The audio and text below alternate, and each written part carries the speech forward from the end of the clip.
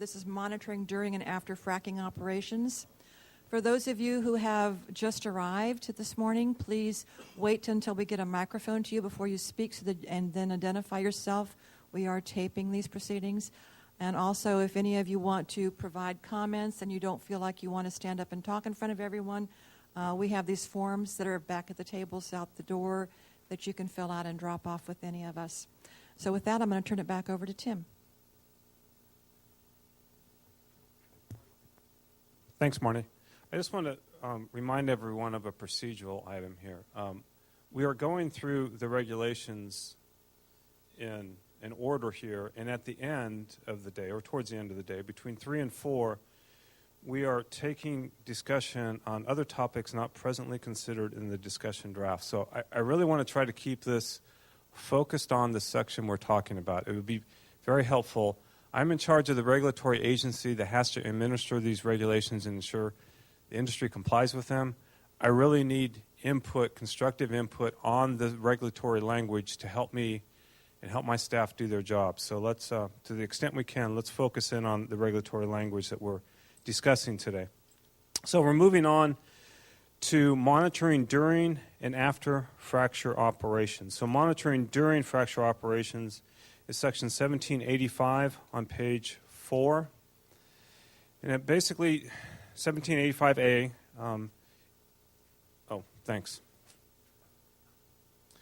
requires that the operators, while they're doing the fracture stimulation operation, they are continuously monitoring the surface injection pressure, the slurry rate, the proppant concentration, the fluid rate, and all annuli pressure. We were talking earlier today about the annulus. The main one they're looking at is this space between the tubing and the casing. Because if for some reason the tubing were to develop a hole or the packer down below were to develop a leak, the first indication that there's some kind of a upset in the system is that this annular pressure would start increasing or there'd be a change in this annular space. When hydraulic fracturing is occurring, the pressure is in the tubing and then below the packer. So the entirety of the casing is not subject to the pressure of hydraulic fracturing. It's that tubing and the packer. So it's very critical that they monitor that annular space because that's really going to be the first indication that there's some kind of an upset. Now, if there is some kind of an upset, the operator has to shut down operations, not continue to pump when you know something is not right, and then they have to notify us. And that's really the meat of this section, is essentially they have to monitor while they are fracturing, and then notify and shut down operations should there be some kind of an upset. The other part of the other section we're talking about, which goes hand in hand with this section, is 1787, which talks about monitoring after they hydraulically fracture, stimulate a well. Operators currently already have to report to us all the volumes of fluid that are produced from the well. They have to monthly report to us the volume of oil, the volume of water, and by water I mean the brackish water that's found with the oil. The vast majority of oil reservoirs in California are made up of mainly water, the brackish water, high TDS water, and so that comes up with the oil. Oil and water are separated out, and generally that water, produced water, is placed back in the formation. So they have to report those numbers to us already, and that's been going on for many, many decades, nearly a century. But for a well that's been hydraulically fracture stimulated, there's additional reporting requirements. They have to tell us, for the first 30 days, they have to daily tell us those volumes of oil, gas, water produced, and including any readily identifiable hydraulic fracture fluid flowback. And the reason we make that quite clear, readily identifiable, is because in California, the vast majority of hydraulic fracture stimulation is done in oil reservoirs. And oil reservoirs, as I just described, have mainly high TDS water in the oil reservoir. When you fracture stimulate with mainly fresh water, sand, and some chemicals, that fresh water is commingled with the brackish produced water, and it's produced back when the well goes on production. So it gets very difficult to identify the difference between the brackish freshwater that's now commingled with the oil and the frac fluid. So for the first 30 days, they're going to tell us all the volumes that are produced, and if they can break out the frac fluid from the water, that's great, but that may be essentially impossible to do. That's very much different when compared to hydraulic fracturing east of California, when you're hydraulic fracturing in a dry shale for gas. In those situations, you import a lot of water, you hydraulically fracture stimulate, and when you put the well on production, initially you get the spent frac fluid back, and then the gas behind that. So it's clearly, it's very easy to identify frac fluid versus gas. In California, when you're fracture stimulating an oil reservoir, it's very difficult to make that differentiation. So for the first 30 days, they're going to daily report that. They're also going to report the annular pressure, the tubing pressure of the well, and the casing pressure of the well. These are all pressures that basically monitor how the well is performing to make sure that there isn't some kind of a breach in the casing or some kind of problem with the well. And then should there be some indication that things are not quite right, that there is some kind of a breach or a problem with the well, then the first thing they have to do is investigate further to determine is there indeed some kind of problem with the well. And of course, if there is a problem, they have to stop, shut down, and fix the well. That's the basic requirements in these two sections. There's a lot of language here, and there's talks of pressures and things like that. I'm not going to go into great detail, but I'm going to open it up now for comments on section 1785 and 1787. Okay, I've got one right up here at front.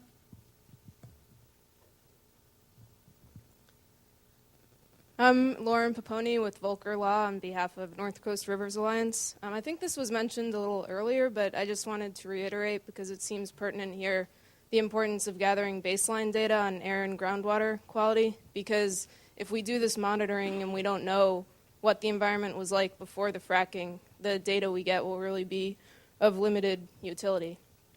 And I think that's something industry should support, because if they're telling us fracking is safe and we're concerned it's not, this is their chance to prove to us that it's as safe as they say. And also just wanted to clarify with the groundwater testing that it should really go beyond sources of drinking water, especially in a state where irrigated agriculture is supplying a lot of our food. It's important that we know that all of our water is protected. Thank you for your comment. Over here.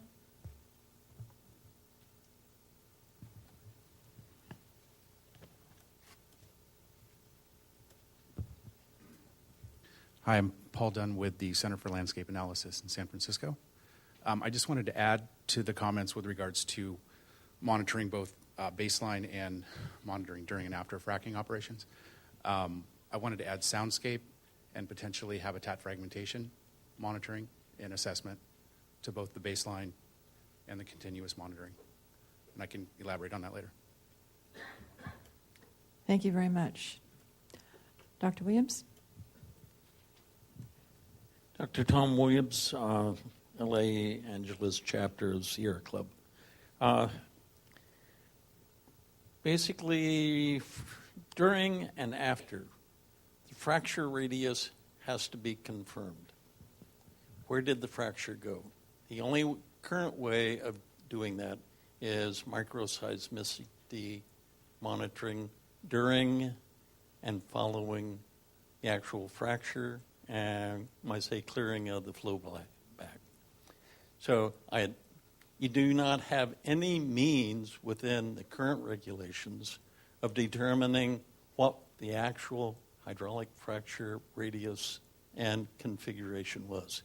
The technology is there. It's commonly used on any major fracturing job. So require microseismicity, -3 to +2, for during and after, and maybe to get a baseline before. Thank you. Thank you. Back in the back of the room, please. Okay, there. That's fine. And then to the back. My name is Kathy Calloway. I'm just a citizen. And simple question. I'm curious if the Department of Conservation actually has the resources to, if these are actually put into play, to actually monitor all the wells that will be hydraulically fracked, and not just a sampling of them, but actually monitoring all of them. That's got to be pretty expensive. To answer your question, the way the division's program is set up is that the division witnesses a certain percentage or a certain number of tests. I guess, it really depends upon what really comes out of the end of regulations. It is quite possible that we come up with regulations in the end that will require additional resources, and then we have to go back to the legislature and try to procure those additional resources. So it's kind of hard to answer right now that question because we're just in the discussion draft. But certainly, if we don't have resources to implement our program, then there's a process to get those resources. In the back, very back. David Ortiz, Idle No More. If I can, I'm sorry, Mr. Ortiz. I want to be a little bit more direct about the answer on that last question. I stated on February 12th before the Senate Joint Committee hearing on hydraulic fracturing that in response to a question about whether we have the resources to implement these regulations. As Tim said, we don't know what the actual regs are going to look like when we're done, but if we don't have the resources, we think we do right now, but if we don't have the resources, my commitment to them at that time was very clear. We'll be back and asking for more resources to make sure that we can implement it adequately. But let's be unequivocal here. We're going to get the resources to do this job right, and that's our commitment to this process. Mr. Ortiz? Okay. My question for you is we kind of glossed over 1784. I have a quick question for you about the PSI testing range in the casings there. If you're testing something at 500 PSI for a half hour, we know in the construction industry, we know one thing about concrete. It will crack. That's the one thing we can guarantee about concrete. It will crack. I can guarantee that. I can put my life on it. And anybody in construction will tell you that. If you're testing something at 500 PSI and you're injecting 1,500 up to 4,500, I mean, these numbers are astronomical there. I'm not comfortable with that casing. I know that just on building a house, a seismic 4 foundation is stronger than that, And we're talking some of the areas in which you're proposing drilling are high seismic areas. Those casings are bombs, and we see it we've seen it in the old days in Texas all the time. Boom, geysers blowing up. You're putting us in a situation with the testing ranges there. Those numbers need to be much higher. And then when I go over to 1785, the PSA ranges that you have here, pressure exceeding 80%. At 80%, concrete's going to fail. Concrete's going to fail. The rebar is going to break. You're snapping. You're blowing it apart, and then waiting monthly reports for the first 30 days. Every day, it should be done that monthly every day, because let's say if the Exxon Valdez reported 30 days later, he would have wiped us out. So these rules need to be much more strict. I mean, to be honest with you, I'm not even in the framing of doing it at this point, but looking at these rules, a monthly report after 30 days, the damage is already done. It's already seriously done. And those pressure ranges are nowhere near adequate, nowhere near it. Thank you for your comment. Do you want to address the issue of the cement? Well, isn't there how much the steel casing is how thick? First of all, there's no rebar in oil well cement. The pressure, the 500 psi, is above the intended pressure that they intend to frack at. The 80% is the internal burst strength of the casing. So if you exceed that, that should be an alarm. So I mean, if you have an opportunity some other time, I can try to go over this in more detail, but your comments, I appreciate your comments, but there's a lot of, you need to have some further understanding of these before I can, really have a discussion with you. The 500, you're not testing it to 500 pounds. If you're going to frack at 1,500 psi, you're testing it to 2,000 pounds. Okay, that's in the regulations. Okay, then. Up here at this table. Deb Self, San Francisco Baykeeper. Just a couple of points about monitoring during fracking. Actually, I'd like to precede my comment with just saying, for clarification, I'd prefer an all-out ban on fracking in California. But I'm in the room because I don't want only WISPA writing the draft regulations. So I think it's really important to do the microseismic testing, and I just wanted to pile on with Dr. Williams' comments.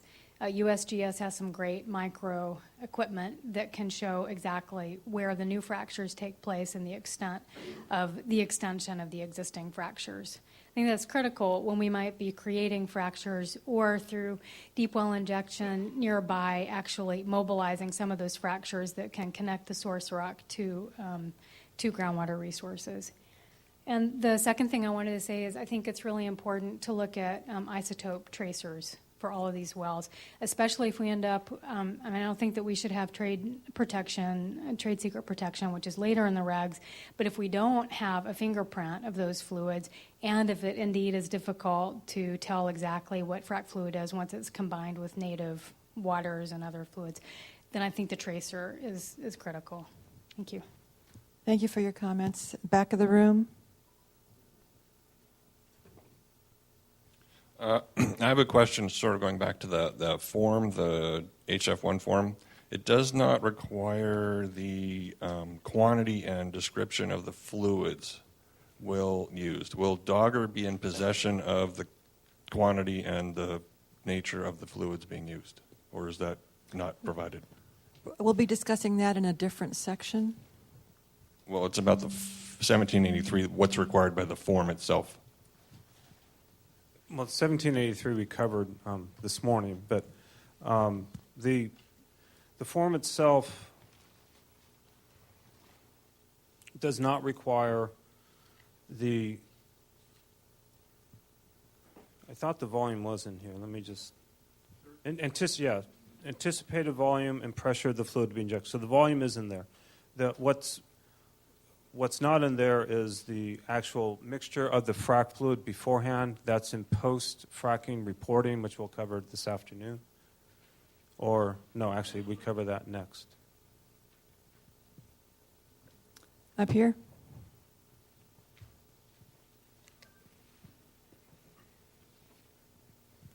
Seth Shonkoff, physician scientist and engineers for Healthy Energy. So in terms of what it says in 1785, I believe, the 30 days after hydraulic fracturing occurs. So as we know from a lot of industry data, cement failures are not uncommon in the oil and gas industry, both onshore and offshore. And emerging data out of the Pennsylvania Department of Environmental Protection confirms this for high-volume hydraulic fracturing as well. One thing that these data have shown is that over time, cement failures increase.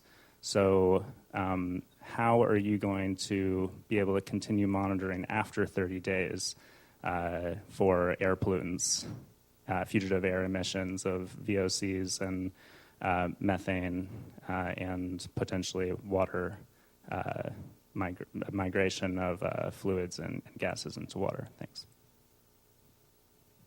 The existing regulations talk about well integrity standards, well construction standards. That's not included in these regulations. These regulations do not, at this point in time, cover air monitoring. So is your comment that they should? Absolutely. And the other dimension of my comment is I think it should extend past 30 days. I think there should be a plan for monitoring of air and water pollution for past 30 days based on the data of the increasing rate of cement failures over 20, 50-year periods. Thank you. Okay, thank you.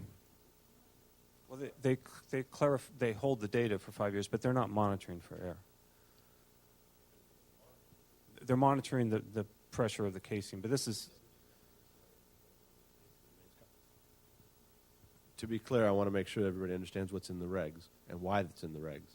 The operators are to maintain the data and be able to provide it to the division for 5 years after the hydraulic fracturing operation. And what they're monitoring there is the integrity of the well. If you haven't, our operating assumption here is that as long as the well maintains its integrity, i.e. it's solid, then you're not having issues of water or air emissions outside of the area where the well reaches into that productive zone and comes all the way back up to the surface. As it relates to the surface facilities, which is really where you start talking about air emissions, because an integrity issue at depth is much more of a water concern than it is then of an air concern. Those facilities at surface, either A, they've got our existing regulations, or B, they are subject to air district requirements, which is something that I think, for clarity's sake, we may need to make sure we are referencing that these these regs are resting right next to a host of other regulations, and each air district regulates emissions from facilities separately, region by region. South Coast requires X, San Joaquin Valley requires Y. Over here.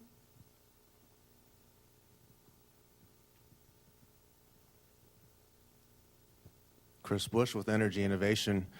Could you talk a little bit about how you arrived at the 5-year time period for longer-term monitoring and pardon?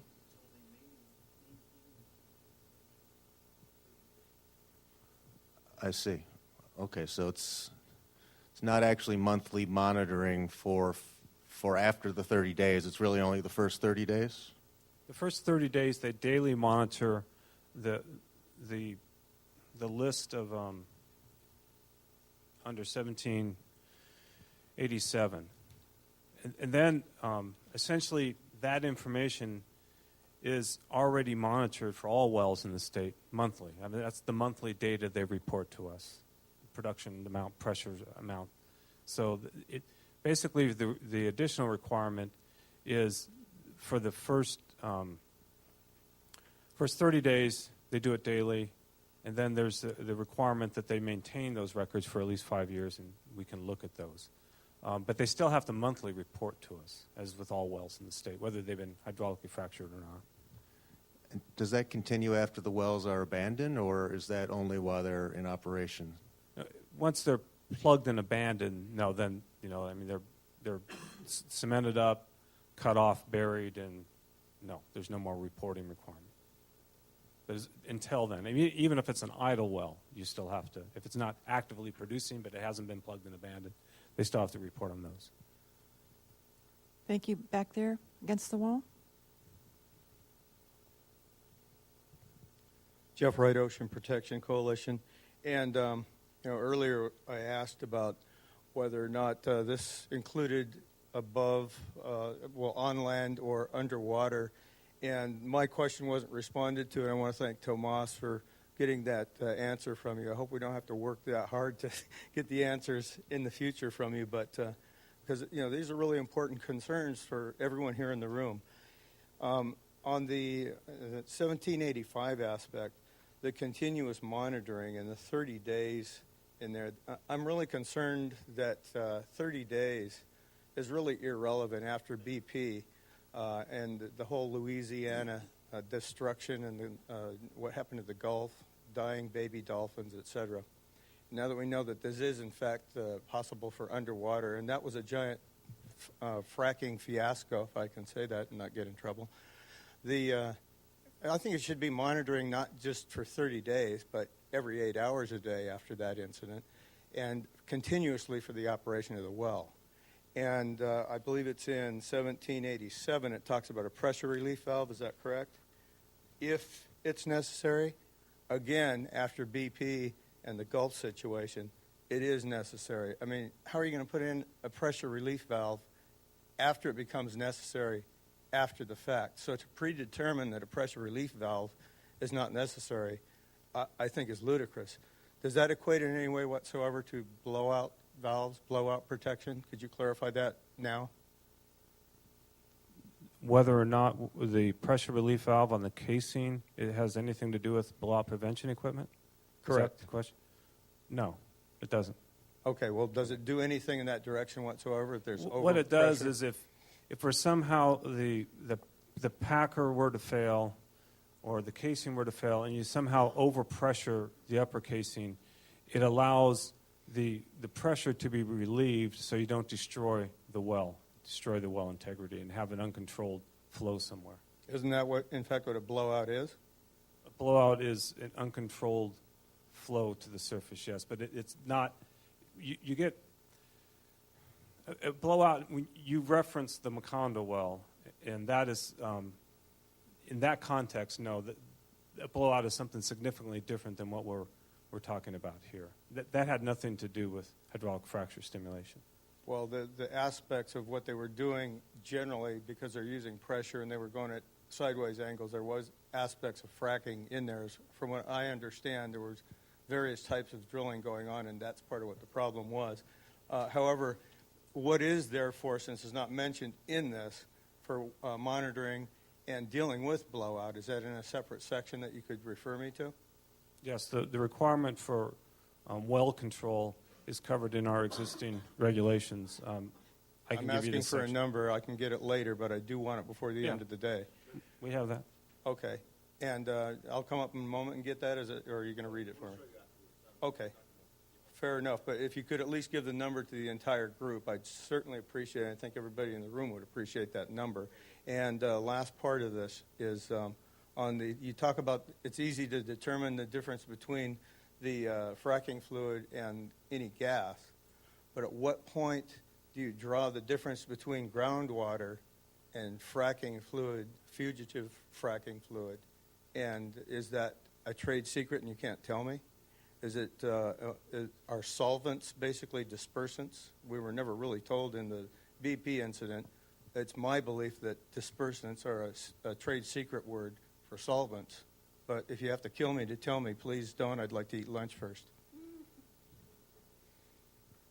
I'm sorry, but I'm not sure what your question is at all. Are dispersants the same as solvents? Or is that a trade secret? I'm talking about monitoring wells that have been hydraulically fractured stimulated. I think you're talking about spraying dispersants on oil at the surface of the ocean. No, you weren't listening apparently, because my question specifically was, you mentioned that you can easily tell the difference between gas and hydraulic fluid, or fracking fluid. In a well that's fracture stimulated for shale gas, yes. And my question based on that is, okay, if you can tell those differences, how can you tell the difference between fracking fluid and groundwater, whether it's contaminated with fugitive fracking fluid, or if that's a trade secret and you can't tell me? I'm trying to understand how, in context of this regulation, are you talking about if groundwater were to enter the well, if groundwater were to enter the well and be produced along with frac fluid and the oil and gas, could we identify the groundwater? Is that what you're asking? Well, actually the opposite, but that would make sense too, either direction. If groundwater is infiltrating in, it's being drawn in for some reason, but if fracking fluid is leaching into the groundwater, fugitive fracking fluid into the groundwater, at what level do you consider pollution? A trace amount? Any amount whatsoever? Or is it not something you can tell us because that fluid would be a trade secret and so you can't tell us? No. The frac fluid that would be leaking in, if the well has lost integrity and it's now leaking fluid, outside the zone it's intended to go, which is pretty much this zone or this zone, then the operator's going to have to shut in the well and take remedial action. I mean, as far as the monitoring of the groundwater, we will be working with the water boards to make sure that the water board actually has the cleanup standard for it. So more than one agency will come into play here. But as far as testing, certainly you could test if you were receiving significant amounts of fresh water into the well. You would be able to test and determine, this fluid is not what is in the zone. As far as if they spill frac fluid or frac fluid were to leak into the groundwater, if you test the groundwater, yes, you would be able to test and determine that there's something in there. And if you know the frac fluid and you find it consistent out there, then yes, you would be able to identify that. Well, therefore, wouldn't it be better to have some way to test that groundwater every 8 hours rather than every 30 days and to prevent it from migrating into maybe community areas or into places where it could cause some significant damage and possibly even act as a spring and get into surface water and into rivers and streams? I'm curious specifically, though, as to a number, if you have a number, and what the monitoring mechanism is for determining if there's a breach that is leaking out any kind of hydraulic or fracking fluid and getting into that groundwater or into rivers and streams. What's your mechanism outside the well to ensure that water safety, and does that tie in with the well monitoring, since technically it's outside of the well, but actually it's monitoring the performance of the well because any leakage from the well, that's the source. So I'm concerned about whether you're talking about monitoring within specifically the well or outside the parameter of the well itself, but in the zone that it might pollute. Okay, let me hopefully clarify this. Our regulations are addressing the well construction of the well, the operation of the well, the injection and the production of fluids in and out of the well. That's what we're monitoring. That's what our regulations address. As far as the groundwater around it, there are other agencies that are monitoring wells around it. Our regulations, as they're currently written, do not require operators to put in monitoring wells around the well and monitor those on any kind of hourly or 8-hour frequency that you mentioned. Is that to make it inexpensive enough for them to get away with doing this, or is that because it's been determined that that's an actually safe thing to do, what with the implications of BP and other oil spills? If I can respond to that a little bit, we've already discussed the question about water quality monitoring, and we've already indicated to this audience that we are looking at questions of how we're going to be dealing with that, or if we're going to be dealing with that. There have been suggestions, as you are seemingly raising, which would be to say drill new wells and go out and require them to be just monitoring wells. There are other suggestions that have said take baseline samples from existing wells that are sources of drinking water or sources of agricultural water. These are all things that we're looking at. We will not have an answer for you on that question today as to which way we're going to go. We won't have an answer to that question until we finish all 5 of these workshops. We go back and we have a discussion with the people who frankly, who are all part of the decision-making process about what the administration wants to put forward as fracking regulations. But I do thank you for the comment. I think it's having the discussion gets it right down to the root question you've got, I think, which is, how are you going to know what the baseline is? And we get it, and we're looking at it. Well, and the turbidity and the lack of clarity as to whether the wells that you're using here and monitoring versus separate monitoring wells is not specifically clear, and therefore that's why I'm trying to clarify it now.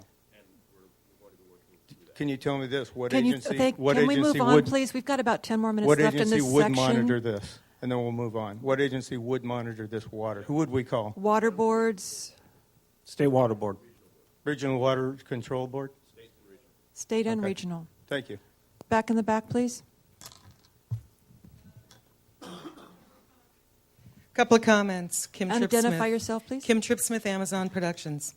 James Martin, the EPA's regional administrator for the West, testified that cement casings that should have protected drinking water were weak or missing and a source of contamination. That's the EPA discussing what's going on already in America.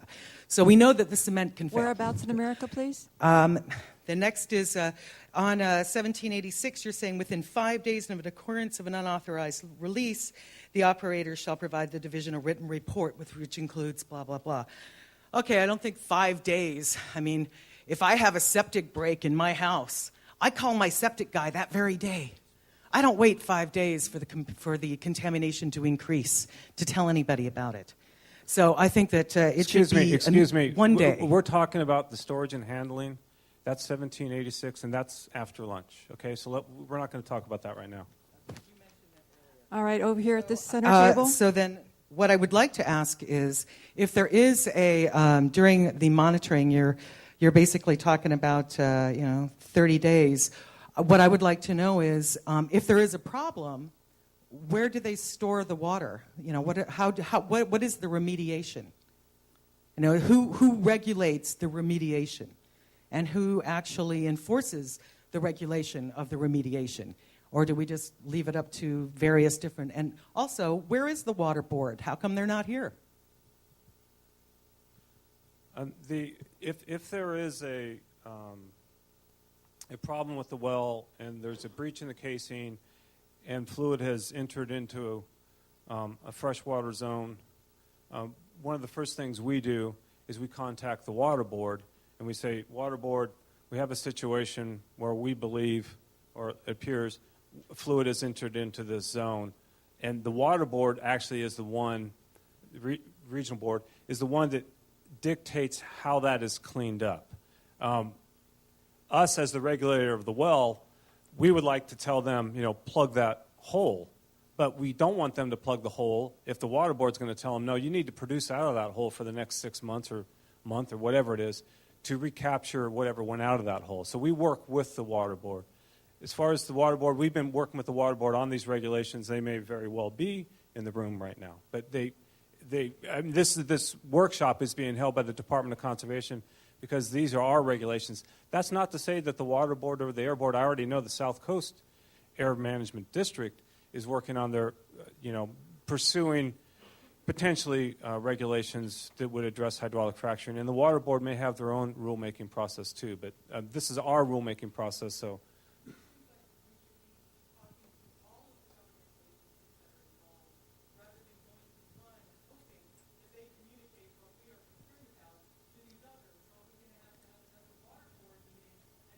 You need to have a microphone because we're video. I'm just saying that, if they're not here, then what, we're going to call a fracking meeting, another one for the water board. How can we, the people, rely on, departments to talk to each other and I would also like to know, what about these corporations that fraudulently answer their monitoring? How do we know they're not lying to us? I mean, if I had billions of dollars invested in a well and something went wrong, I wouldn't go and tell anyone. It's not like the nuclear agencies and any of the nuclear power plants are really telling us the truth when they have a spill. So how do we actually know that these frackers are going to tell us the truth? What is the mechanism to motivate them to tell us the truth? Under current law, they have to report information to us. We have the ability, and we do audit and check the information they submit, and then we have enforcement power. Are you suggesting? How do you check it? Excuse me, I was talking. Do you suggest we have something additional? If you have an additional suggestion, please submit that to us. Okay, I believe that each fracking organization should have an independent analysis that is going on. It should not come from them because they cannot be trusted. And so, therefore, we need to have independents that are available that, makes new jobs, right? That they have to hire. Then the independents will actually make sure that these monitoring reports are turned in correctly. I personally, and I don't think anybody in this room, are going to trust the health of my children to a corporation that would lie at the drop of a hat. Thank you. All right, over here, I'll take the mic over there. Hi, Chris Bush, Energy Innovation. I am concerned about the degree of sort of verification and ex post checking of the data, and I understand maybe it's not part of this regulation, but where can we learn more about the auditing procedures and how they work, and sort of getting to some of Bill's questions about, in practice, sort of how often the auditing happens and that sort of thing? If you contact me or one of the district offices, we can, it depends on your level of interest, we can have you come in and kind of show you what we do on a daily basis as far as our analysis of all the records of information. The division has volumes and volumes of well files with enormous amounts of information. You can look at it online. For the vast majority of our districts, we're continuing to scan, but there's a lot of information out there. And when that information comes in, whether it be a notice before they do something or the history of the work afterwards, it's reviewed. Every one of those documents is reviewed by our engineers to make sure it's done right. And if we find stuff all the time that, is incorrect, and then we're working with the industry to make sure they get it right. Andrew Grinberg, I'm with Clean Water Action, and I just wanted to ask a clarifying question. If there is a well casing failure, I'm over here, Tim. I've got a red light on my mic, so I think I'm losing batteries. Got it. Just making sure you're with me. If there's a well casing failure, Dogger notifies the State Water Board. Is that correct? If you have a well casing failure somewhere down here where it's not going to impact any kind of aquifer, then no, not necessarily. Can't there be fluid migration through a failure if there's some type of failure down below? So let me maybe describe it. If there's a failure that could lead to contamination, because if you fail down here and you still have 1,000 feet of cement on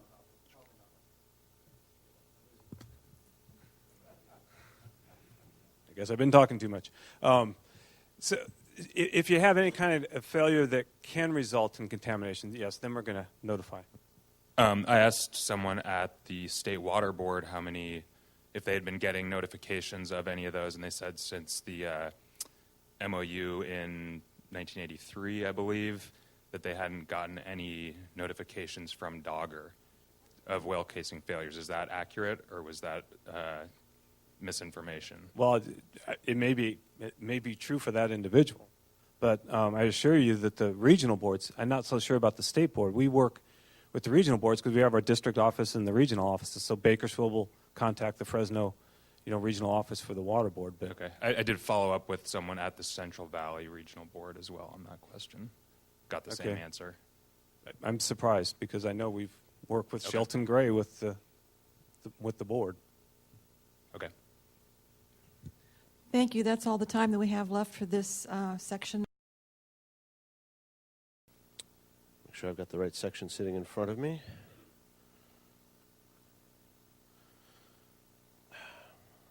There we go. 1788 is what we're talking about. And I'll just give the quick rundown on it, and then also touch on a few points, questions that we've gotten, and sort of what we're doing in that vein. Okay.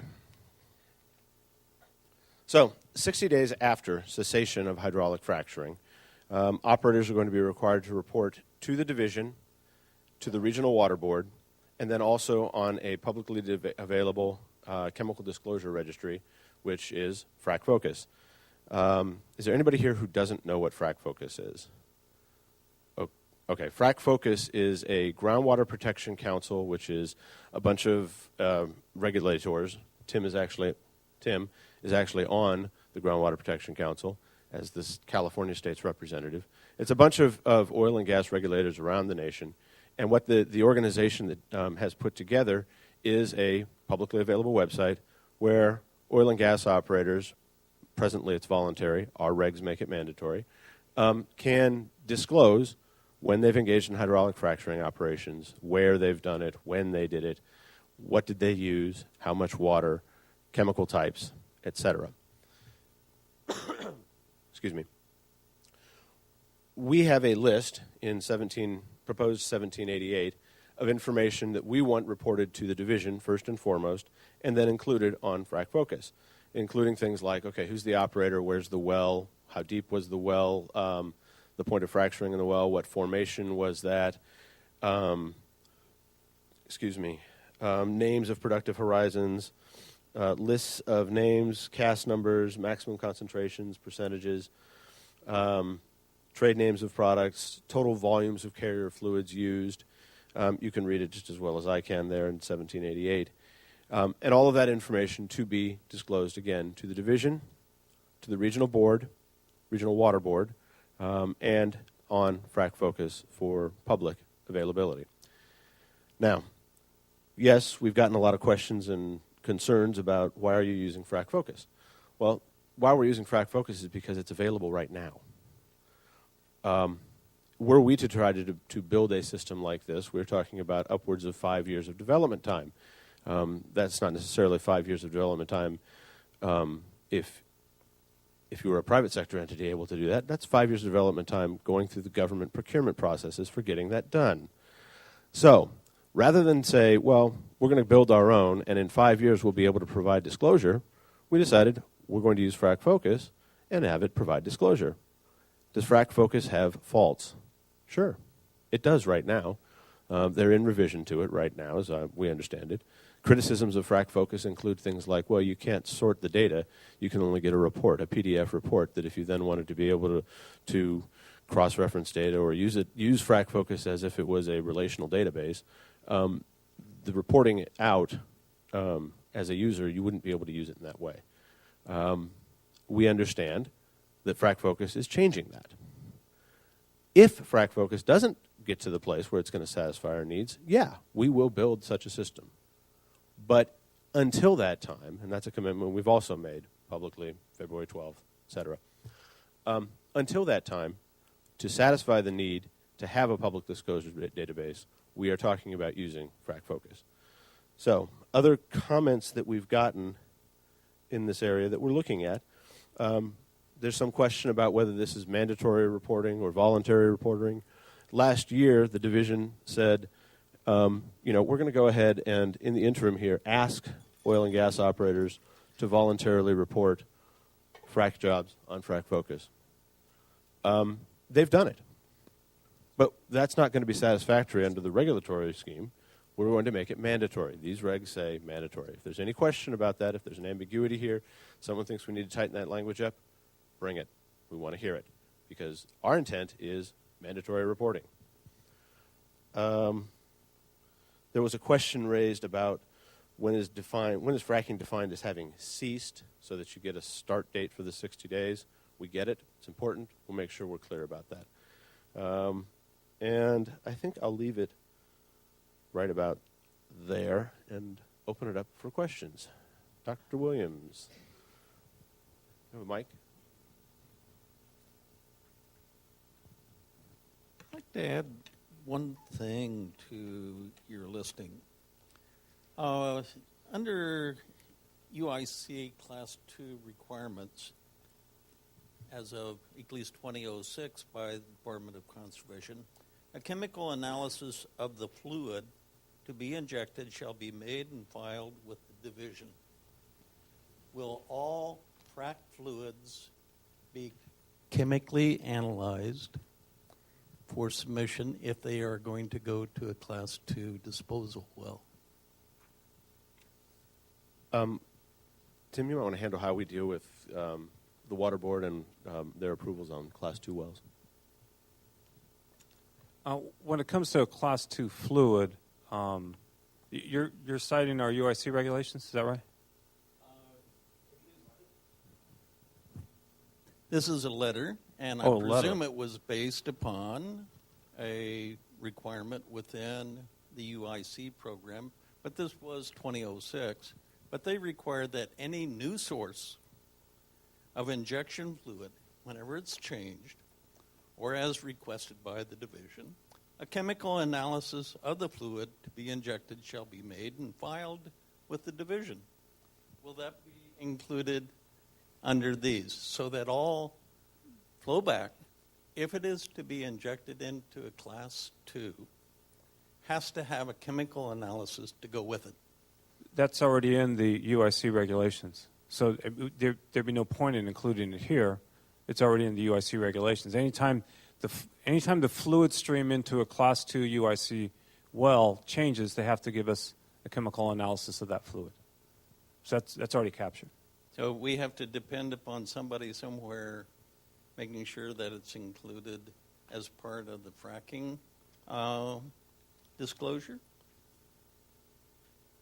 I'm sorry. We're dealing with the required public disclosures, right? Right. 1788. Right, disclosure of what fluids were used. Can we include within the well operator's name is already required someplace else.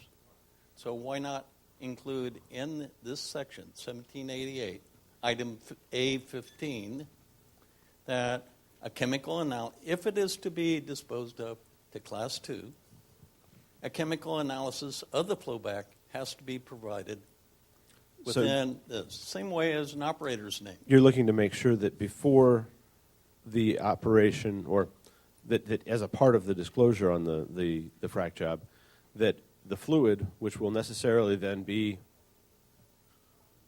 in the formation, the fluid now will go into the formation, and now when the existing water that's in the formation, point of reference for, again, sorry, this is maybe a technical point for folks who aren't familiar with the oil and gas industry. When we point to these areas and we say this is where the hydrocarbons are, in California, the hydrocarbons, they're about 10, 15, 20% of what's in that area. The rest of it is what we call produced water. So to make sure that I'm understanding what you're saying, Dr. Tom, when that produced water comes out of the ground right now, fracking or not, when that produced water comes out of the ground, it's separated, the oil is sold, the gas is sold or flared or whatever they're going to do with the gas, but the water's got to go someplace. And so the water is generally, about 70-some-odd% of the time, re-injected into the ground back into either the same formation or into some other formation so that you can do what's called enhanced oil recovery, and it's not fracking at all. But I think what you're suggesting, if I make sure I've got it right, is when the disclosure of the fracking fluids takes place, to ensure that the fracking fluid, which is now going to be part of that produced water when it comes up out of the ground, that the eventual disposition of it, the reinjection of it, that the water board is okay with it, has met the standards for review by the board to make sure that that's an acceptable fluid to be using as an injection fluid. Is that correct? Well, you're compounding it. I'm trying to explain it. If there is produced water, yes, I would assume that it has to be characterized. Yes. What we're talking about is that if flowback has to go to a Class 2 disposal well, not for flooding, but for disposal, Class 2. fine. If it has to go, then it should have a chemical analysis because it's coming from a different source than the previous Class 2 injection was, and that there should be a chemical analysis of the flowback, not the produced water, because we've been talking about two different waters, flowback, produced. So the flowback, does it have to have can we get a chemical analysis submitted as part of the requirements under 1788? I absolutely think we can look at that. The question to which, the degree to which we'll be working with the water board, and yes, they were invited to attend. They had a conflict; they could not be here today to address the earlier question. The issue will be one that we can certainly look at in terms of how we deal with what the water board expects with regard to the analysis of waters that are going to be injected into either EOR or a waste disposal well, so that you've got an analysis of both the frac fluid and the produced water, because that, I think, if I'm following you right, that would be a change. If it was a well that previously wasn't fracked, and we were injecting produced water, and the water board had approved that produced water for going in, but now you've added a bunch of constituents, fracking fluid, into the produced water, that's a different subject that the water board should also have had some sort of approval review, which would include the analysis of whether that stuff's okay. Yep, but also included as part of 1788. I hear you. Public disclosure. Got it. Okay, this middle table, please.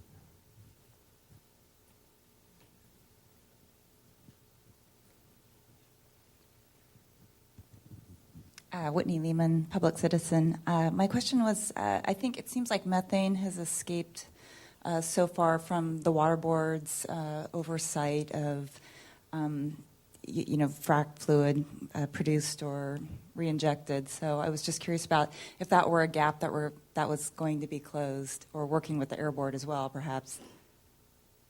Thank you. Okay, we'll certainly be looking at that with the issue of methane, and how what's currently required already in the various air districts meets what are in other parts of the world nation referred to as green completion, and how they capture methane. It is something that we're looking at. Yep. That's great. Yes, I think some of the air districts too, there are probably gaps. So any gaps, I would just try to close, I guess, in case they We're looking to find them and seal them. Yes. Thank you. Would you pass that to your table mate, please? Tom Griffith, concerned citizen. The disclosure of materials used in fracturing fluid should be made known to the people in the area. That should be part of something that the people know, exactly what's going into their water, potentially going into their water. And I'm also concerned about, the long term. After the well has been closed for some period of time, the 5 years have passed, how will that well be marked, and will there still be, material safety data sheets or something kept with them so that we know long term we're not, trying to make a house foundation or something, we're getting into a well? You touched, I think, on two issues there, and we are already thinking about them, and let me tell you how we're thinking about them. The discussion about should the neighbors know and how could they know. The earlier conversation about the public notification, is it enough to post on the website? Should we be sending it out 44-cent stamps? Should the operator be sending it out, rather, 44-cent stamps? We're going to put that on them if we do it. That would be the way that whatever that mechanism is for public disclosure, that would be the way that the public would then know that the operation, hydraulic fracturing, is going to take place. The subsequent notification after the fact of what was used would be on the frac focus, or again, if we developed a subsequent database on that, and then the public would have that available. That database would be, as I said, publicly available. So the individual notice that's been discussed, some way that's going to get handled on the advanced side, then those individuals have it in their ability, their power, their whatever, their interest, to decide to go and look and find, okay, yep, they did it, and this is what was used. And then the second piece, I think did I cover them both? How it will be handled in perpetuity?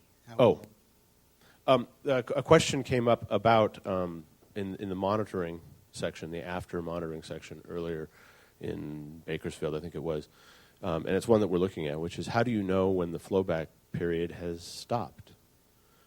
You put the frac fluid into the ground. You start producing after the fracturing. You've got produced water. You've got oil. You've got gas. You've got a mixture of frac fluid in there. Doesn't really separate out from the water. So how do you know when the flowback period is over?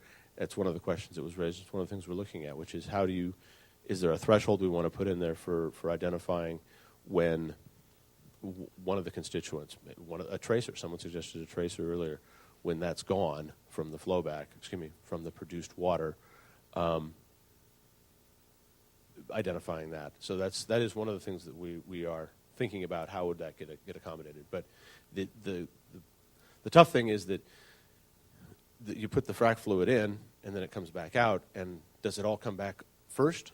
It's all mixed into the water now that's in the formation. So it's going to come back over time, maybe a bunch of it at first, and then bits and bits of it, diminishing amounts. Just quickly for the record, I think that the people need to know before the fracking happens what the materials are that are being used in the fracturing fluid in order to make a decision about whether that's okay for their community or not. There is after the fact. That is also one of the questions that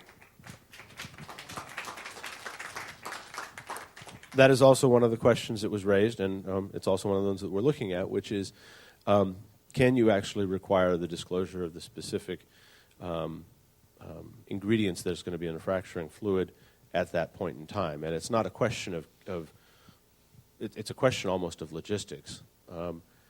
Does the operator know at the time that they're going to when they say, I'm going to engage in hydraulic fracturing, does the operator know which contractor they're going to use for the job. There aren't many operators that do it themselves. They contract out for it. Do they know who they're going to use? If they do they know which of the varying frac fluids they're going to use? So a suggestion that was made at one of the prior workshops, the Bakersfield workshop, was, well, can they at least make an educated guess? This was not our idea, ladies and gentlemen. I'm offering as one of the suggestions. If they don't know immediately what the specific fluid is that they're going to use at the point of hydraulic fracturing, these are the things that we think are going to be there, and then amend it. Amend the notice. It is one of the things that's been put out there as a discussion. I hear from the groans that there's some people who don't think that's a great idea. Okay. Was it by the industry? The disclosure is by the industry. It is not voluntary disclosure. This is mandatory disclosure. I said it at the beginning. Okay, Next back in question. the back, please. My name's Nathaniel Wallner again. I'm with Sierra Club California. I have a question for you directly, and then I have some comments. Who runs Frac Focus, just to make that clear? Frac Focus is run by the Groundwater Protection Council. It is an organization of state agency regulators. Okay. Well, on our side, from a nonprofit's perspective, one of the things that we need to deal with at a variety of areas is being able to. I'm sorry. Can you? I can see you now. I was looking around trying to figure out who was talking. Yeah. One of the things that we need to be able to deal with is being able to relay this information out to the general public. And one of the problems with Frac Focus is that in the terms of service, it doesn't say that. It says specifically that you can't do this in terms of spreadsheets. And I know you talked on this briefly. But if this was instead put into as a public disclosure, much like campaign finance is through the Secretary of State's website, you would be able to search through it. You'd be able to use that information to give it to the general public and make it easier to access, both through the government's websites and also through third-party websites. And then we just want to really reiterate our support on disclosing completely not only the types of chemicals used, but also the volumes of chemicals. So it's not just we know that these chemicals are used, but we know that it was mostly this chemical and also volumes. Thank you. Got it. And as I indicated, the items that you're talking about there in terms of limitations on use, those are concerns and considerations that we have. And if Frac Focus is not going to be able to, either the Groundwater Protection Council as an organization or Frac Focus as a system is not going to be able to migrate in the direction that we think is necessary for public disclosure, and we agree that this needs to be available to the public without the kinds of restrictions that you just described, then we're going to need to go ahead and build our system. But that build is the kind of thing that, I've been through it. I've worked in building systems that require interface between regulated entities, providing information, being able to ensure that the data is verified, that it's accurate, that there's security to the system. These are things that take 5, 7, 8 years. If you'd like, I can give you references to who you might want to go interview. I walk past them every day on the street, on K Street, how long these people have been working on that system. It's more time than anybody wants to wait before we can get public disclosure, and that's why we're using Frac Focus now. Whether it's the end or whether it's a stopgap, it's available now. All right, back there.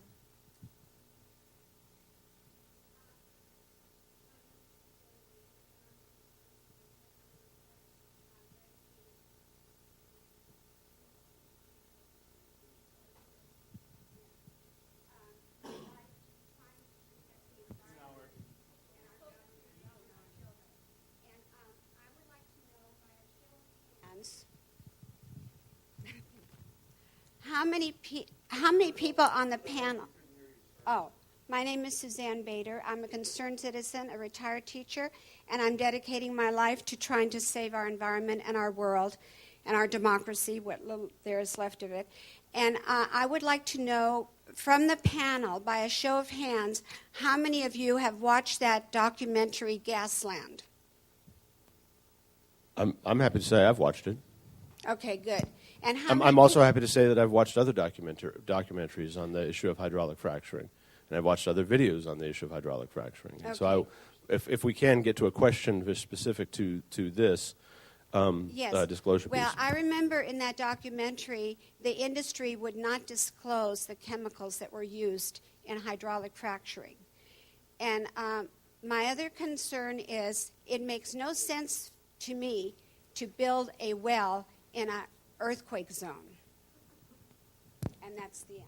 Yeah, that's all I want to say. I appreciate that. We are not filmmakers; we're regulators, and if we put this into the requirements, they will be disclosing to us and to the public. I think it should be a requirement that everyone get educated about this.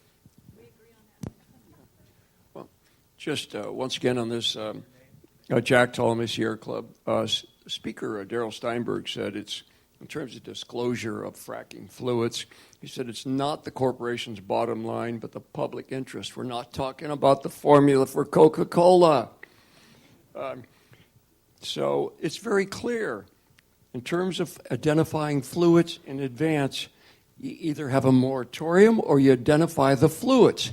It's clearly a violation of ethics to think you can inject in a body, whether it's a personal body or the Earth's body, and we need to not ban. It's clear. Let's just ban this until we can have disclosure.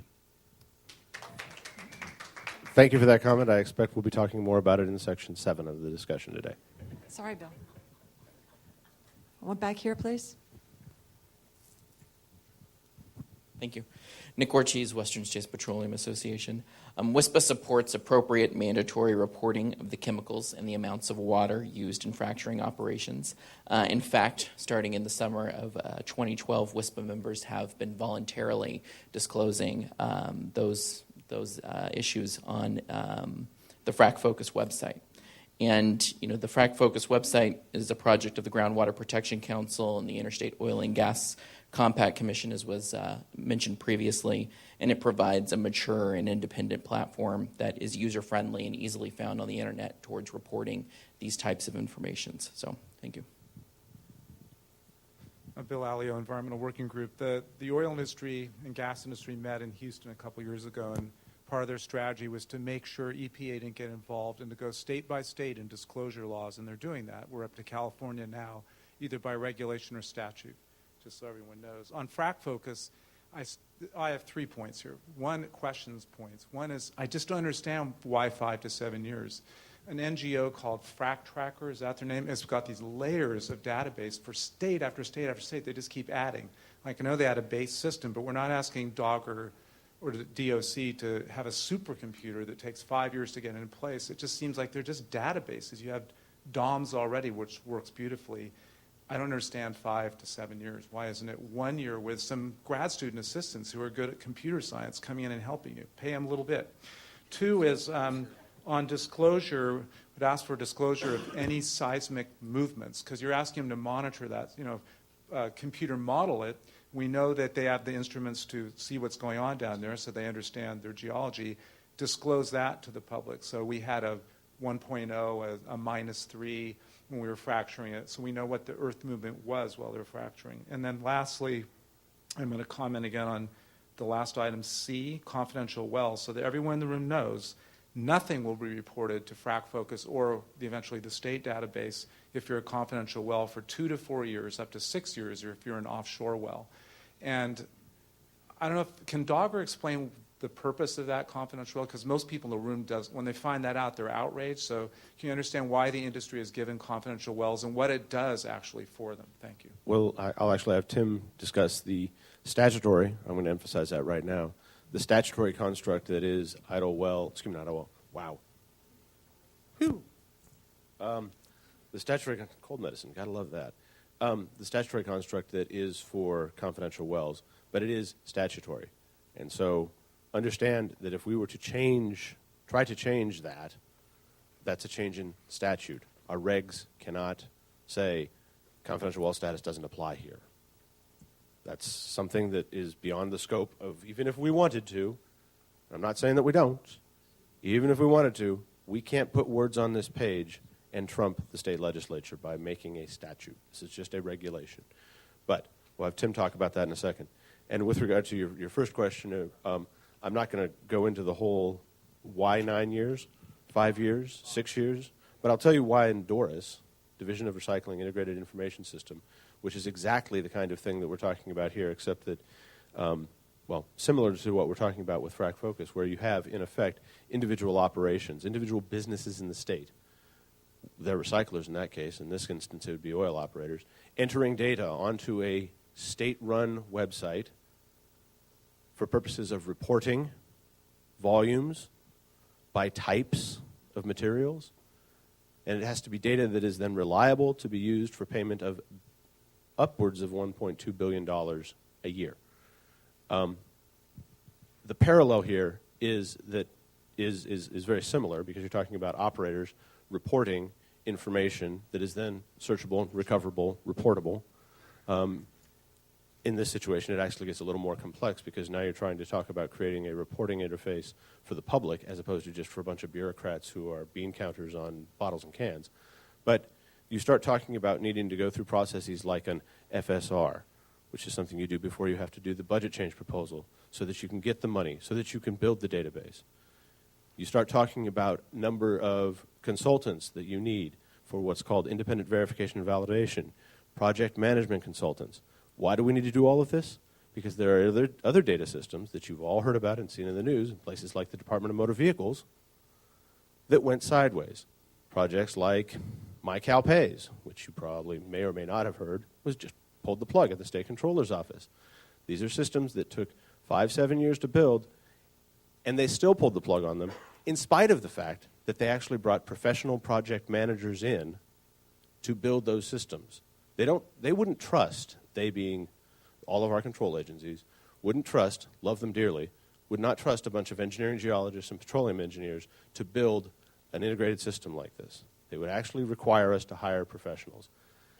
And those professionals, and that process of hiring them, getting the funding, is why a state project takes something more like 5-7 years, as opposed to hiring a bunch of grad students who might be able to build something that's great, but if it breaks, what's the downside? If this breaks, bigger downside. So I can only tell you what my experience is with Doris, and we could talk more about it offline if you want, but the reality of it, we looked at it, we got to go with what we can get right now, and that, from our point of view, is Frac Focus. And if it's not going to meet our needs, then we start moving down that path of building our own. And Tim, I'd like you to talk a little bit, if you wouldn't mind, about confidential well status and what that means. Okay, confidential well status has been around for, probably about 40 years. Before then, all the records for all the wells drilled in California were held by the division, but they weren't disclosed to the public. There was a movement in the 60s, 70s to have that information available to the public. Well, with that, industry said, well, hold on here. Industry spends millions of dollars doing seismic surveys where they try to identify subsurface without drilling. And then they'll go in and drill a well, maybe find something if they're lucky. And then before they can even determine if they found something economic, it might take them many months to evaluate that well. And then if they find something, they want to buy up leases around so they can expand on their investment. So what confidential status does is it allows an operator to go in, do a development project or a testing project, an exploratory project, explore, find a discovery, and it doesn't allow their competitor who owns the leases a quarter mile away to basically take all of the information that they spent millions of dollars acquiring and use that information to develop their own project. It affords the operator the ability to capture the return on their investment excluding their fellow oil company or fellow competitor from having that same information being publicly disclosed. Now, all of that information is sent to the division. It's not like they hide it and it's a great secret somewhere. Division has it all. The division can't disclose it, and that is in statute. So we have it, we look at it, we review it, we treat it as we do all the other data as far as our evaluation and making sure that they comply with the regulations. But those wells will be considered confidential for 2 years, and it can be extended in 6 months periods up to another 2 years. If it's offshore, it's a little longer time frame because the cost of exploring offshore is so much more. But that's what the nature of confidential status is. It really has nothing to do with hydraulic fracturing. It's been around for many, many decades, and it's really to protect the interest of industry against their competitors, not so they can hide anything from the state. The state has it all, and we review it all. Thank you. Over here. I just had a quick question on the use of tracers, but in a different context, potentially for operator-specific compounds that could be used to actually trace or identify, leaching of fracking fluids into the environment. I'm Paul with the Center for Landscape Analysis in San Francisco. So is your suggestion? And so it's not been suggested by Go ahead. the Society for Conservation Biology, amongst other recommendations, has offered that up as a way of essentially identifying who's responsible for what should something come about in terms of an environmental issue. And would you suggest putting that in the disclosure piece as well, the tracer and what it is? It's a related topic, but it probably would add. I mean, I don't know if there's support in the industry at this point or with the regulators, but it seems to be like a great idea in order to trace things back to operators who are actually engaged in the field, especially you have multiple operators in one area.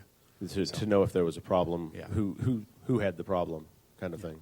I don't know the feasibility, from a Right. chemistry perspective. I don't either, but I think I get where you're going. Yeah. And Bill, if I may, I wanted to make sure I got your second point, which was your suggestion was to have the microseismicity or any seismicity that was observed during. Got it. Whether it was minus 0.1 or 1 or 0.5 or whatever. Okay. Presumably depth, that kind of stuff that you would find on a quake finder. Sounds of a move. I hear you. Okay. Sheila Tracy. I know last year there was a legislative effort to make it mandatory, a federal effort to make it mandatory to disclose the components of fracking fluid. Is there currently a federal legislative effort to do that? I'm sorry, I don't know. Bill, you want to? Okay. Does anybody have any information Here. on that? There are currently 9 bills in our legislature dealing with the issue of fracking, and it's still being considered on the federal level, but as you know, things on the federal level move rather slowly. But if you want to give me your name and email address, I'll send you that list. And I think Bill has some the thoughts last on year this. 2 years ago, they introduced the Federal Frack Act, and it didn't go anywhere. They've reintroduced it. It may not go anywhere. Also, part of that is because it's going state by state. In our legislature, there's about to be 10 bills. Marnie, there's another bill that's about to come out in print. I think there's actually 2 more coming, Bill. Sorry. There'll be 11. There'll be 11. There is a spot bill by Evans 805 that's not a fracking bill. It looks like it is about trade secrets, but it's going to be amended into something else. Will any of that legislation allow for disclosure to emergency responders like local hazmat, Fish and Wildlife, Coast Guard, US EPA, any of those folks that are going to be responding to a spill? Can there be an exception for those staff?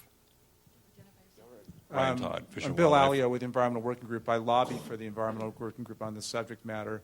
There is in a couple of bills, AB 7 by Wachowski, SB 4 by Pavley, talk about disclosure of trade secrets, and at the end they say, except if there's spills and emergencies, emergency responders and physicians get certain disclosures. How that's finely tuned is open to debate, but they're in there, I think, in both bills. And that's the only place it is. You won't find it in these regs, right? Or no, you have. We do have a when we We're get getting to to that this afternoon, right? Right. We'll talk about that, and that's actually one of the areas where we got some great feedback in LA about what we need to start thinking about in terms of tweaking what's here. But we'll get there this afternoon. Thanks. Over here, please. Mary, so here again, public health concerns trumps everything else. We know there is benzene. It's carcinogen associated with leukemias.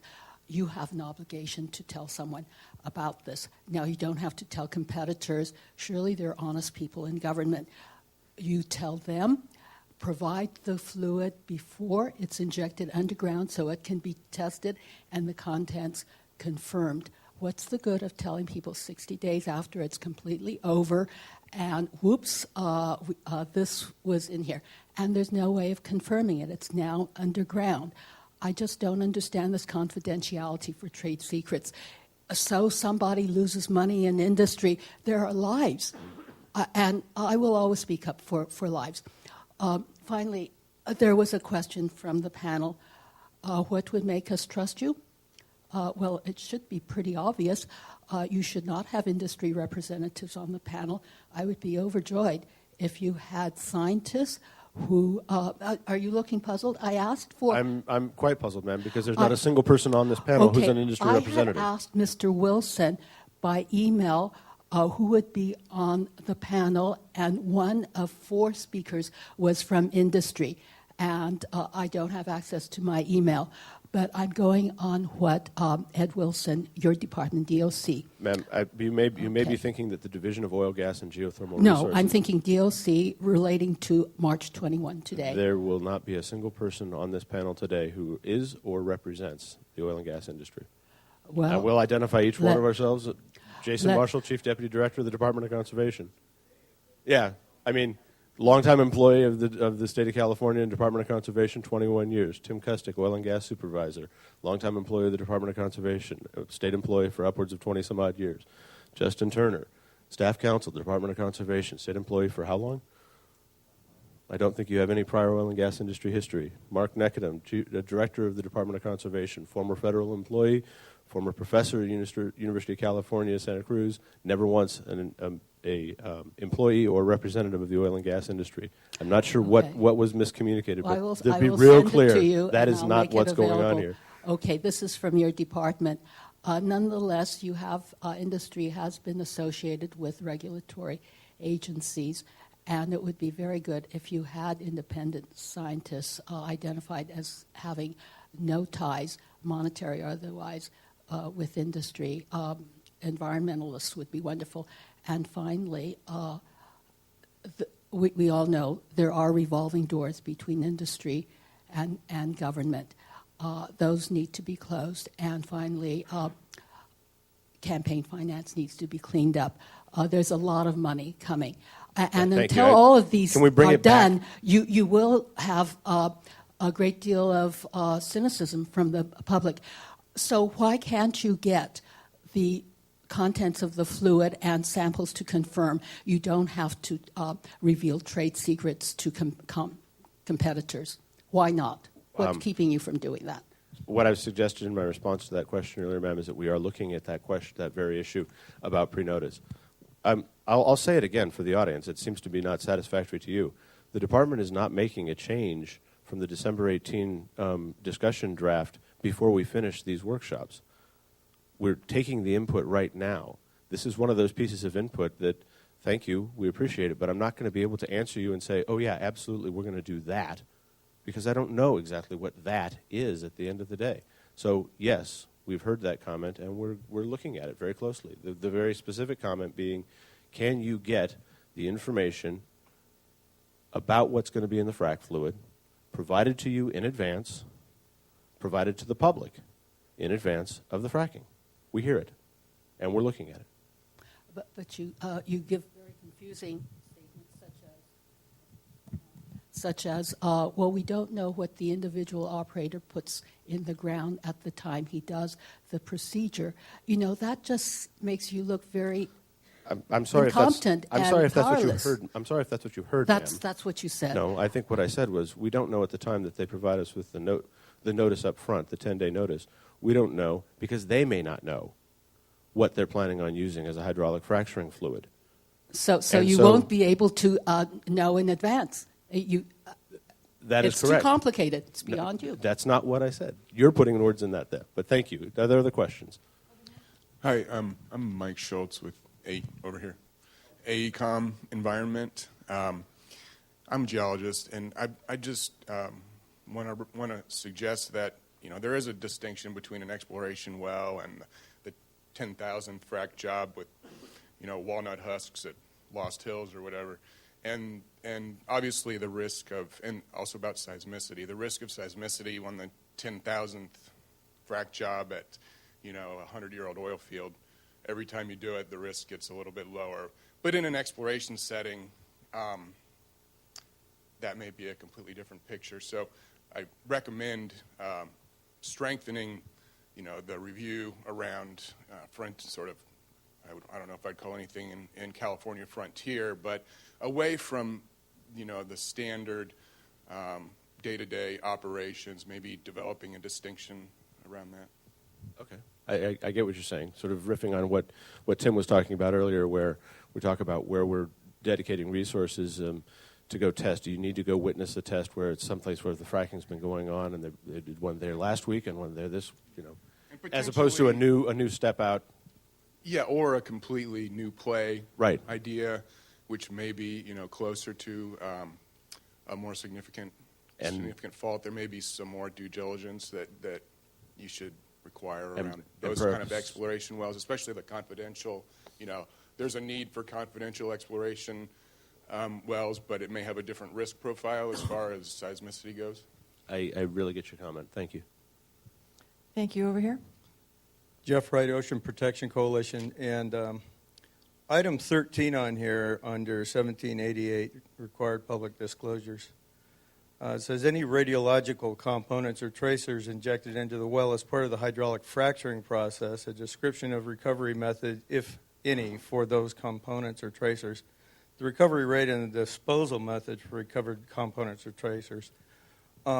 I'm concerned about what the real need for injecting radiological material on top of all the other stuff that we don't get to know about in there, how it might react with this stuff we don't get to know about in there.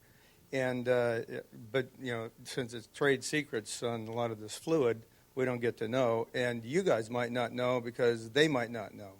So it's really kind of disturbing to hear this. And then there's Prop 86. I don't see anything about Prop 86 on here. By the way, there are some authorities cited at the bottom here, so I'd like to see some more authorities cited. Excuse me, do you mean Prop 65? I'm sorry, Prop 65. Okay, thank 86 just kind of seemed appropriate in all the numbers today. But thank you for clarifying that.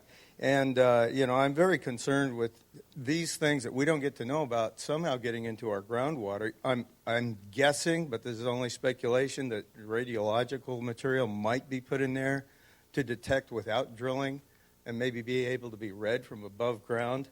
But with all that in mind, and having seen what happened with the Exxon Valdez, I'm curious as to whether the industry may try to hide behind lawyers and have people die before they ever get paid. Prop 86 not being in here. So I would like to ask a gentleman who I think probably would know, sir, you from the Western petroleum industry, could you answer these questions since we'd like to hear it right from the horse's mouth? Are you going to allow a whole bunch of people to be killed and die before the lawyers get done in the courts? Can you please respond? Mr. Ortiz, you don't need to do that. Thank you. This is not what this is about, sir. Please, can you give the microphone back? I think that your lack of comment says it all. So thank you very much. As Ms. Weber indicated at the beginning, this is going to be a civilized conversation. I don't think I was uncivil. I was very gentle. It is. This is for the purpose. Sir, the point of this is for us. Forging ahead at someone might be a little bit intimidating to some of us, so I would appreciate you not doing that again. Thank you. I believe we had a question. Where was it? Over here.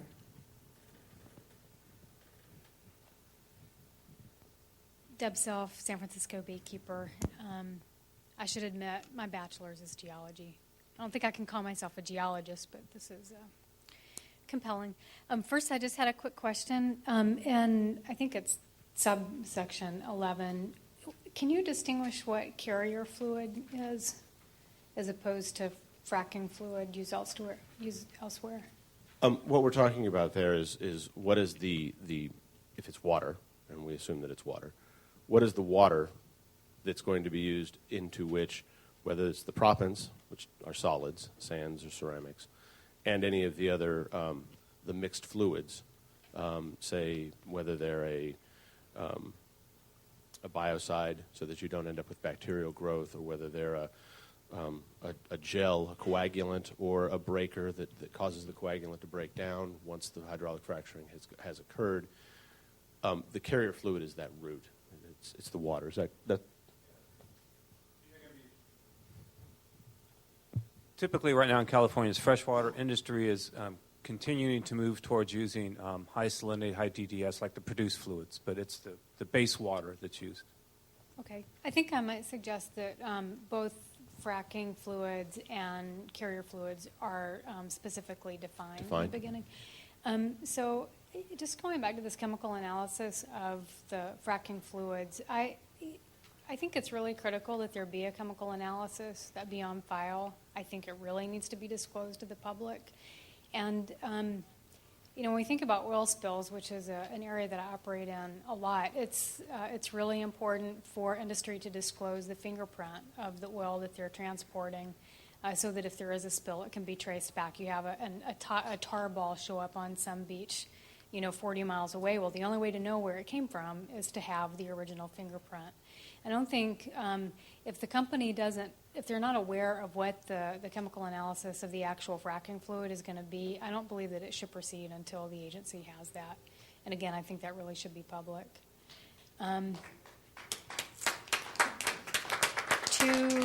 Two more tiny comments. The disclosure on seismic movements is critical. I think I said that before. I believe that not just the epicenter and the magnitude, but the new fault plane can be identified, and that fault plane is a new migratory pathway to other water-bearing rocks. I'm not sure what that would entail in terms of a new seismic study, after the fracturing, but that could be very illuminating. And then on subsection 13, again, I think that some kind of tracers are important, or some kind of, it could be, methane or carbon isotope analysis, not necessarily radiological components injected.